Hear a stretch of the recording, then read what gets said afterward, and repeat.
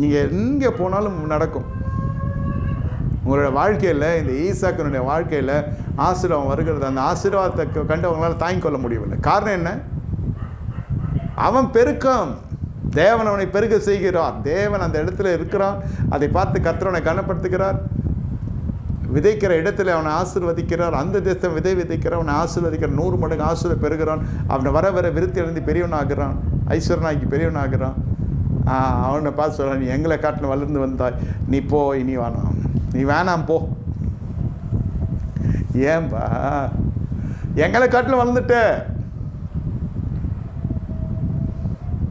என்ன செய்யுமா பாவம்? சரி, உங்களை வேணாம் என்று ஒருத்தர் வெறுக்கிறார்கள் என்றால் நம்ம நினைத்து கொள்கிறோம், நம்ம தாழ்ந்து இருக்கிறோம், நம்ம இப்படி இல்லையா? உனக்குள்ளே இருக்கிற ஒரு பெருக்கம் இருக்கிறது, அது உன் கண்ணுக்கு தெரியவில்லை, அவன் கண்ணுக்கு தெரிந்திருக்கிறது.